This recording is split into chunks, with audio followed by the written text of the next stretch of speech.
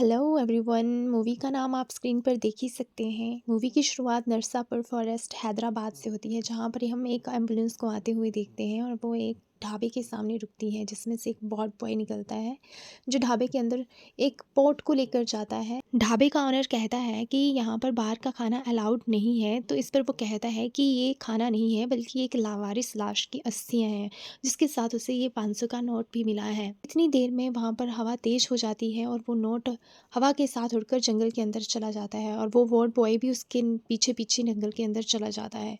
वहीं उस पर एक बहुत बड़ी छिपकली हमला कर देती है और जिससे बचते हुए वो भागने लगता है और नोट का पीछा करते हुए एक पुरानी सी हवेली के अंदर चला जाता है। उस हवेली में चारों ओर हिप्नोटाइज और इल्यूजन पैदा करने वाली इमेजेस लगी होती हैं, जिन्हें देखकर वो थोड़ा डरता है, लेकिन फिर भी नोट लेने के लिए आगे बढ़ता रहता है। और अचानक हमें उसके पीछे एक सरकटी लाश चलती हुई दिखाई देती है और उस वार्ड बॉय को एक आवाज़ सुनाई देती है कि जो भी तुम्हें इन अस्थियों के साथ मिला है वो तुम यहीं छोड़ के जाओ। तो वो डरते हुए वो सारा सामान वहाँ रख देता है और जैसे ही वो पीछे मुड़ता है तो वो सरकटी लाश उस पर हमला कर देती है और यहीं सीन कट हो जाता है। और अब हम देखते हैं राजा साहब और राजू को, जो अपनी दादी गंगाम्मा के साथ रहता है, जो अल्जाइमर में पेशेंट है और ज़्यादातर चीज़ें भूलती रहती हैं। और राजू से हमेशा उसके दादा कनक राजू को ढूंढने की बात कहती रहती हैं, जो 1960 से गायब हैं, जो कि किसी चोर को पकड़ने के लिए उसके पीछे गए थे और तब से वो वापस नहीं आए हैं। तब से अब तक उन्होंने सभी जगह उनको तलाशा, लेकिन वो नहीं मिले। और साथ में राजू से हमेशा यही कहती रहती हैं कि वो किसी राजघराने से बिलोंग करती हैं। एक दिन राजू के घर उसका दोस्त करीमुल्ला आता है, जो अपनी एंगेजमेंट फोटोज को दिखाता है, जिसमें उसको अपने दादा दिख जाते हैं। उससे पूछने पर उसे पता चलता है कि ये फ़ोटो चार मीनार के पास ली गई है और उसे तभी याद आता है कि उसके मंगू मामा भी वहीं पुलिस में पोस्टेड हैं। और वो उन्हें फटाफट फ़ोन लगाता है और उन्हें कहता है कि उसके दादा को ढूंढें। उसके मामा उसे बताते हैं कि ये 1960 का मिसिंग केस है। अगर उसे अपने दादू को ढूंढना है तो उसे इंस्पेक्टर को 5 लाख रुपए देने पड़ेंगे। राजू पैसे देने के लिए तैयार हो जाता है और वो उनको कहता है कि वो अगले दिन पैसे लेकर वहाँ पहुँच जाएगा। राजू की एक अनीता नाम की फ्रेंड है, जो कि राजू से बहुत ज़्यादा प्यार करती है, लेकिन राजू हमेशा उसका पैसों के लिए यूज़ करता है और इस बार भी वो उससे 5 लाख रुपए ले लेता है और अगले दिन हैदराबाद पहुँच जाता है।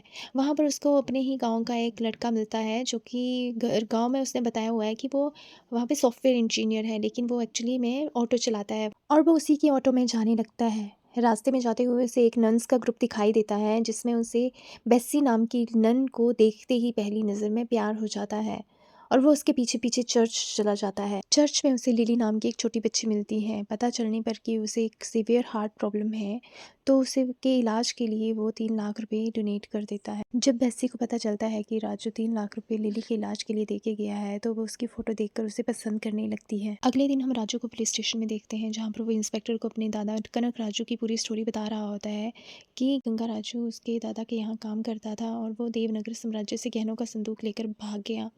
उसको ढूंढने के लिए दादाजी उसके पीछे गए थे और अभी तक नहीं लौटे हैं और अब जाकर वो हैदराबाद में दिखे हैं, इसलिए उनको ढूंढने के लिए आपकी मदद चाहिए। इंस्पेक्टर भी कह देता है कि वो सर्च शुरू करवाता है। अब हमें रात को जंगल में लंगड़ाते हुए चलता हुआ एक आदमी दिखाई देता है, कि कोई और नहीं बल्कि गंगा राजू है। सीन यहाँ से फिर से कट होकर चर्च पे शिफ्ट होता है, जहाँ हमें बेस्सी दिखाई देती है, जो अपनी फ्रेंड से कह रही होती है कि वो ऑर्फन है, इसीलिए उसने नन बनने का रास्ता चुना। लेकिन अब उसे लगता है कि राजू के रूप में उसे उसका सोलमेट मिल गया है। दूसरे दिन राजू चर्च जाता है, जहाँ पर वो कन्फेशन बॉक्स में कन्फेस करता है कि जिस लड़की से वो प्यार करता है, वो अपने दादा के मिलते ही उस लड़की से शादी कर लेगा, ऐसा वो उस लड़की से कहना चाहता है। और उसके सामने वही नन बेस्सी बैठी होती है। खैर आगे हम देखते हैं कि राजू बेस्सी के बारे में सोच सोच कर बहुत ज़्यादा खुश हो रहा होता है।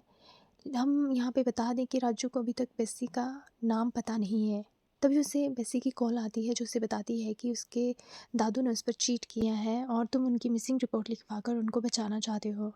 राजू के पूछने पर वो बताती है कि वो कुछ दिन पहले सेंट जॉर्ज हॉस्पिटल एक लड़की के ऑपरेशन के लिए गई थी 3 लाख रुपए लेकर, और वहाँ उसके दादा उनको वहाँ मिले और उन्होंने कहा कि वो उनके पैसे भी जमा करवा देंगे और वो 3 लाख रुपए लेकर वहाँ से भाग गए। और वो साथ में ये भी कहती है कि अगर तुम्हें यकीन नहीं होता है तो पुलिस स्टेशन में जाकर तुम देख सकते हो। और अब वो राजू परेशान होकर अपनी दादी को फ़ोन करता है और उनसे पूछता है इस बारे में, तो वो कहती हैं कि नहीं, तुम्हारे दादू बहुत अच्छे इंसान हैं और वो कभी भी ऐसा नहीं करेंगे। और तब ऐसा सुनने पर राजू राहत की सांस लेता है। जब राजू अपनी दादी से बात कर रहा होता है तो गंगा राजू उसके पास से गुजरता हुआ दिखाई देता है। आगे हम राजू और उसके मामा को एक ढाबे पर बैठा हुआ देखते हैं। वहीं उसके मामा को सीआई की कॉल आती है क्योंकि उसे पता चल गया था कि बैग में 5 लाख की जगह सिर्फ 2 लाख ही हैं। वो उसे बहुत ज़्यादा धमकाता है कि बाकी के पैसे भी मुझे जल्द से जल्द दो, वरना वो उसे बहुत ज़्यादा मारेगा। तभी वहाँ एंट्री होती है भैरवी की, जो बैग में 1 करोड़ रुपए लेकर आई हुई होती है। वो बताती है कि राजू के दादा जब भल्लारी में काम करते थे तो उन्होंने मेरे नाना जी की बहुत हेल्प की थी, तो मेरे नाना जी ने ही ये पैसे उनको देने के लिए कहा है। वो पहले भी गाँव गई थी ये पैसे लेकर, लेकिन वहाँ पर जब उन्हें राजू नहीं मिला तो इसलिए वो यहाँ चली आई। लेकिन वो साथ में ये भी बताती है कि ये पैसे वो केवल राजू के दादा के हाथ में ही देगी, ऐसे उनकी नाना जी की विश है। तो ये सब बातें कर ही रहे थे, तभी एक चोर आकर उनका पैसों का बैग लेकर भाग जाता है। अब हमारे हीरो का सामना होता है एक बहुत बड़ी गैंग से, और वो उन्हें बुरी तरह से पीटता है और लास्ट में बैग हासिल कर लेता है। उसका ये रूप देखकर भैरवी बहुत ज़्यादा इम्प्रेस हो जाती है और उसको थैंक यू करने के लिए उसके गले लग जाती है। उन दोनों को ऐसे देखकर बेस्सी समझती है कि ये दोनों शायद कमिटेड हैं, इसीलिए वो वहाँ से बिना कुछ कहे चली जाती है। और वो बेस्सी के जाते ही भैरवी को दूर कर देता है और वो उसे कहता है कि अगर इस सिचुएशन में हमें मेरी एंजल ने देख लिया तो वो क्या सोचेगी। वो बेस्सी का नाम नहीं जानता, इसीलिए वो उसे एंजल बुलाता है। जब राजू के दोस्त को पता चलता है कि राजू जिससे लड़की से प्यार करता है वो नन है, तो वो बताता है कि नन्स को शादी और प्यार करने की मनाही होती है। उस दिन राजू बहुत ज़्यादा परेशान होता है और रात को बहुत ज़्यादा शराब भी पीता है। तभी वहाँ पर एंट्री होती है भैरवी की। राजू शराब के नशे में भैरवी को अपनी एंजल समझ लेता है और उससे अपने प्यार का इजहार कर लेता है। भैरवी, जो कि राजू को पहले से पसंद करती है, वो भी राजू के प्रपोजल को एक्सेप्ट कर लेती है। इसके बाद भैरवी अपने नाना को फ़ोन करके वो सारी बात बताती है कि वो राजू से प्यार करती है। ये सुनकर नाना बहुत ज़्यादा गुस्सा हो जाते हैं।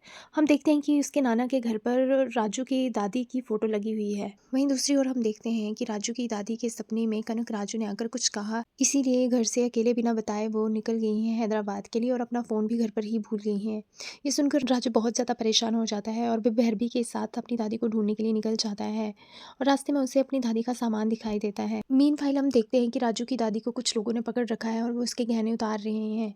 तभी वहाँ पर भैरवी पहुँच जाती है और उन गुंडों के साथ फाइट करना शुरू कर देती है। राजू ये देखकर बहुत ज़्यादा इम्प्रेस हो जाता है, लेकिन मैटर थोड़ा सीरियस होता देखकर राजू खुद मैदान में उतरता है, उन गुंडों की पिटाई करता है और दादी को बचा लेता है। अगले दिन राजू जब पुलिस स्टेशन जाता है तो वहीं उसे गंगा राजू दिखाई देता है, जिसे पकड़कर वो बहुत मारता है, लेकिन ऐन वक्त पर भैरवी वहाँ पहुँच जाती है और वो बताती है कि ये उसके नाना हैं, इसलिए उन्हें वो छोड़ दे। राजू ये सुनकर थोड़ा सरप्राइज होता है और इसके बाद गंगा राजू अपनी पूरी कहानी बताता है। वो कहता है कि तुम जैसा समझते हो तुम्हारी दादी कोई साधारण स्त्री नहीं है, बल्कि देवनगर साम्राज्य की महारानी है।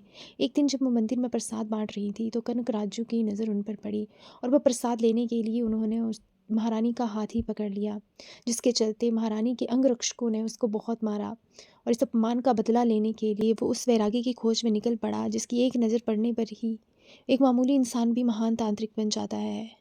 वो उस बैरागी की कुटिया में जैसे ही पहुंचा उसका घोड़ा मर गया। वैरागी किसी से मिलता नहीं था और ना ही किसी से बात करता था। उसका मुंह खुलवाने के लिए कनकराजू ने अपनी बाजू का बलिदान कर दिया। वैरागी ने अपनी शक्तियों से कनकराजू की बाजू फिर से लगा दी और उसे बताया कि तुम्हारी इच्छाओं की पूर्ति के लिए तुम्हें मृत्यु कुंड में, धरती और पाताल लोक के बीच में 2 अमावस्या तक कड़ी तपस्या करनी होगी और मंत्र जाप करते रहना होगा, जहाँ उसका सामना रक्त पिशाचों से भी होता है। लेकिन जैसे तैसे 2 अमावस्या तक वो बिना रुके मंत्र जाप करता रहता है। उसके बाद में बैरागी उसे एक सिद्ध किया हुआ फल देता है। वो उस फल को लेकर सीधा महल पहुंचता है और गंगा अम्मा को आवाज़ लगाता है। उसकी शक्तियों के प्रभाव से वो भी खींची चली आती है और उस फल को ग्रहण कर लेती है। उसको उस फल को ग्रहण करते ही वो पूरी तरह से कनकराजू के वश में आ जाती है और अगले ही पल उनकी शादी हो जाती है। सिर्फ एक ही साल में कनकराजू महल का सारा खजाना ख़त्म कर देता है। अब बस देवी के गहने बचे होते हैं, जिनकी जिम्मेदारी वो मुझे सौंपकर खुद उन्हें चुराकर भाग जाता है और देवनगर में बहुत ज़्यादा मंदी आ जाती है, जिसके चलते महारानी के अपने ही उसे ब्लेम करने लगते हैं उसके डिसीज़न के लिए और उसे महल से बाहर निकाल देते हैं। वो भी वहाँ से चुपचाप चली जाती है और एक साधारण महिला का जीवन जीने लगती है। कुछ समय बाद पता चलता है कि उनके बहू और बेटा भी मर गए हैं और अब उनके मरने के बाद अपने पोते का पालन पोषण उन्होंने अकेले बहुत ही कठिनाइयों और मुश्किलों के साथ किया। ये सुनकर राजू की आंखों में भी आंसू आ जाते हैं और गंगा राजू से बताता है कि कुछ समय पहले उसे पता चला था कि उसके दादा नरसापुर फॉरेस्ट में है, इसीलिए वो उनको ढूंढने के लिए वहाँ गया था, लेकिन उसे वो वहाँ नहीं मिले। ये सुनकर राजू, भैरवी, श्रीनू और उसके मामा वहाँ ढूँढने के लिए जाते हैं और उनको कनकराजू का महल मिल भी जाता है। राजू महल के अंदर आकर अपने दादा को बहुत ज़्यादा आवाज़ें लगाता है और घूमते हुए उसके खजाने वाले रूम में पहुँच जाता है, जहाँ बहुत ज़्यादा रुपया, पैसा, गहने और वो माँ देवी का संदूक भी रखा हुआ था। मीनवाइल हम देखते हैं कि वो वार्ड बॉय जिसे हमें मूवी के शुरू में देखा था, उसे अभी भी कनकराजू ने महल में बंद करके रखा हुआ है। राजू की आवाज़ सुनकर वो बचते बचाते हुए उन तक पहुँचता है और उनको खजाने को छूने से मना करता है और अपने साथ हुई सारी आपबीती उनको सुनाता है और ये भी बताता है कि उसके दादा मर चुके हैं। तब इस पर राजू कहता है कि ये सारी दौलत मेरी दादी की है और इसे मैं अपने साथ लेकर जाऊंगा। उसकी इतना बात कहते ही एक बिल हवा में उड़कर उनके सामने आ जाती है। उस बिल में लिखे हुए उसके दादा के शब्द स्पीकर में गूंजते हैं कि ये सारी दौलत और उसका ये घर, ये सारा उसी का है और मरने के बाद भी उसी का ही रहेगा। अगर कोई वारिस बनकर आता है तो उसके साथ जो होगा उसका जिम्मेदार वो स्वयं होगा। राजू उस बिल को फाड़ देता है और अपने दादा को ललकारता है। कनक राजू की अस्थियों का कलश अपने आप टूट जाता है और वो धुएं के रूप में उसके सामने आता है और वो बोलता है कि तुम्हें क्या लगता है राजा साहब, तुम अपनी मर्जी से यहाँ आए हो? मेरी मर्जी से तुम यहाँ आए हो। यानी कि अब तक जो भी हुआ, जैसे गंगा अम्मा का सपना, कनक राजू का फोटो में दिखाई देना, सब उसी का ही प्लान था। वो उसे दादी से अलग करना चाहता था ताकि आने वाली तीसरी अमावस्या को उसका मकसद पूरा हो सके। अब जब राजू और बाकी सब उस महल से निकलने की कोशिश करते हैं तो देखते हैं कि वहाँ पर कोई दरवाज़ा नहीं है। तब वार्ड बॉय बताता है कि यहाँ पर सब कुछ दादा की परमिशन से ही होता है। राजू के मामा बताते हैं कि उन्होंने आते हुए एक दरवाज़ा देखा था। जब वो उससे बाहर निकलने की कोशिश करते हैं तो पता नहीं बिना ट्रैक के ट्रेन कहाँ से आ जाती है और उससे बचने के चक्कर में उन्हें फिर से एक महल में अंदर आना पड़ता है। एक बार फिर वो जब खजाने वाले कमरे में पहुंचते हैं तो वहाँ देखते हैं कि कोई खजाना नहीं है और वो किसी शमशान में पहुंच चुके हैं, जहाँ पर उसके दादा की चिता जलाई जा रही है, जो उसको उनको बहुत ज़्यादा डराती है, जिसकी वजह से फिर डर के वो वहाँ से भाग जाते हैं। एक और कोशिश में वो रस्सी बांधकर वहाँ से निकलने की कोशिश करते हैं, लेकिन वे भी प्लान उनका फ्लॉप हो जाता है। तभी एंट्री होती है वहाँ बेसी की, जो चर्च के नाइट मैनेजर के साथ राजू की कॉल ट्रेस करके वहाँ पहुंची है, क्योंकि उसे लगता है कि राजू अपने दादा के साथ उन पैसों को लेकर यहाँ छिपा हुआ है। और अब जाके राजू को पता चलता है कि बेसी पोस्टुलेंट गर्ल है और वो शादी कर सकती है। ये सुनकर वो अपने दोस्त पर बहुत गुस्सा करता है। राजू बेसी को बताता है कि उसके दादा मरकर भूत बन चुके हैं, इसीलिए अब उनके पैसे नहीं मिल सकते। लेकिन बेसी और उसका ब्रदर उनकी बात न मानते हुए वो उस खजाने वाले रूम में चले जाते हैं और वहाँ पहुँचते ही कनक राजू की आत्मा उन्हें बुरी तरह से हॉन्ट करती है और वो चिल्लाते हुए बाहर भाग आते हैं। मूवी में आगे राजू बेसी से अपने प्यार का इजहार कर देता है। बेसी जब भैरवी के बारे में पूछती है तो राजू का दोस्त श्रीनु बताता है कि जिस दिन इसे पता चला कि नंस शादी नहीं कर सकती, उसी दिन इसने बहुत ज़्यादा शराब पी रखी थी, इसीलिए उसने फ़ोन करके भैरवी को बुलाया। आगे राजू श्रीनु को रोकते हुए कहता है कि मैं और भैरवी केवल दोस्त ही हैं और राजू बेसी से कहता है कि तुम मेरा असली प्यार हो। आगे जब बेसी और भैरवी कमरे में अकेले बातें कर रहे होते हैं तो राजू उनकी बातों को इंटरप्ट करने के लिए उनको बाहर से आवाज़ें लगाता है ताकि उसकी सच्चाई दोनों के सामने ना आ जाए। और राजू जाकर कनक राजू की कुर्सी पर बैठ जाता है, जिससे कि कनक राजू की आत्मा राजू में आ जाती है। कनक राजू राजू बनकर उसकी दादी से बात करता है कि तुम्हारा पति मरने वाला है। ये सुनकर उसकी दादी बहुत ज़्यादा परेशान हो जाती है। दूसरे दिन राजू अपनी कही हुई बातों के लिए अपनी दादी से माफ़ी मांगता है और कहता है कि वो अपने दादा को जल्दी ही लेकर आएगा। इस पर उसकी दादी को थोड़ी तसल्ली मिलती है। अब राजू सोचता है कि इस महल से उसे किसी न किसी तरह निकलना ही होगा और इस पर बेसी कहती है कि वो एक ऐसे आदमी को जो जानती है, डॉक्टर पद्म भूषण, जो कि ये ग्रेट साइकेट्रिस्ट जो कि वर्ल्ड में सबसे बेस्ट है, और मुझे लगता है कि इस सिचुएशन में वही सिर्फ हमारी मदद कर सकते हैं। अगले ही पल हम देखते हैं कि डॉक्टर पद्म भूषण अपनी गाड़ी के साथ अब उस महल में पहुंच चुके हैं। वो सारी चीज़ों की बारीकी से जांच करते हैं और एक कमरे की तरफ इशारा करके कहते हैं कि इस दरवाजे को कभी भी मत खोलना। आगे जब राजू पद्म भूषण जी से पूछता है कि उसके दादा मरने के बाद भी ये सब कुछ कैसे कर पा रहे हैं, तो पद्म भूषण जी बताते हैं कि उसका दादा कोई चार मंत्र रटा हुआ तांत्रिक नहीं है, वो एक एग्जोर्सिस्ट, साइकेट्रिस्ट और हिप्नोटिस्ट है और वो दिमाग के साथ खेल रहा है। यहाँ पर जितनी भी पेंटिंग्स और आर्किटेक्चर हैं उनके ज़रिए वो हिप्नोटाइज करके ट्रांस में लेकर जाता है और उसने तुम्हारा थॉट प्रोसेस जानकर तुम्हें भी उसमें लॉक कर दिया है और इस स्टेज से तुम सिर्फ सेल्फ हिप्नोटाइज करके ही निकल सकते हो। आगे पद्म भूषण राजू को वो जहाँ जाना चाहता है वहाँ हिप्नोटाइज करके भेजता है, लेकिन कनक राजू राजू को अपने ट्रांस में ले आता है और उसे उस बंद दरवाजे के पीछे का सीन दिखाता है, जिसमें वो बैठकर एक आदमी की गर्दन काट रहा होता है, जिसे देखकर राजू बहुत ज़्यादा डर जाता है। हिप्नोसिस से बाहर आने के बाद जब राजू पद्म भूषण को बताता है कि उसने उस कमरे में एक कुआं भी देखा, तो पद्म भूषण और वो सभी उस कमरे में जाते हैं और वहाँ पर वो जब वो उस कुएं की रस्सी को खींचते हैं तो उसमें से 3 सरकटी लाशें निकलती हैं। ये सीन देखकर सभी वहाँ से भाग जाते हैं, लेकिन पद्म भूषण वहीं रुके रहते हैं और हम देखते हैं कि कनक राजू की परछाई पद्म भूषण के सामने आती है और वो पद्म भूषण से कहता है कि मैंने तुम्हें अंदर इसलिए आने दिया ताकि तुम मेरी दहशत के बारे में इन्हें बता सको, ना कि तुम मेरे कारनामों को खोजो। और उन दोनों के बीच में मेंटल बैटल शुरू हो जाती है।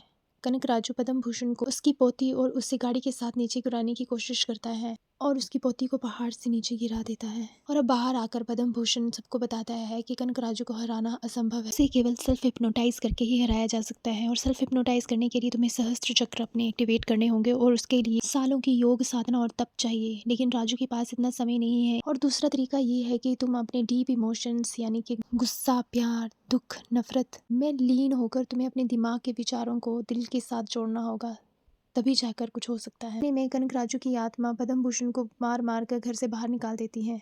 महल में आगे अनीता की भी एंट्री हो जाती है। दूसरी ओर हम देखते हैं कि गंगा राजू को रात को राजू की कॉल आती है कि उसके दादा बहुत बीमार हैं और वो उसकी दादी को देखना चाहते हैं, इसीलिए वो गंगा अम्मा को लेकर सीधा नरसापुर फॉरेस्ट आ जाएं, जो कि हम जानते हैं कि ये राजू ने नहीं बल्कि कनक राजू की आत्मा ये सब कर रही है। दूसरे दिन राजू को गंगा राजू फ़ोन करके बताता है कि उसकी दादी हॉस्पिटल में एडमिटेड है और राजू के पूछने पर कि वो उसकी दादी के पास क्यों गए थे तो वो बताता है तुम ही ने तो कॉल किया था कि तुम्हारे दादा बहुत बीमार हैं और दादी को देखना चाहते हैं, इसीलिए तो मैं उनको लेने के लिए गया था और उनको ब्रेन स्ट्रोक आ गया। तो इस पर राजू कहता है कि मेरे दादा तो कब के मर चुके हैं और ये सारा उन्हीं का माया जाल है। और इस बार राजू फिर से गाड़ी लेकर उस महल से निकलने की कोशिश करता है, लेकिन समहाउ वो वहाँ से निकल भी जाता है और हॉस्पिटल अपनी दादी के पास पहुँच जाता है।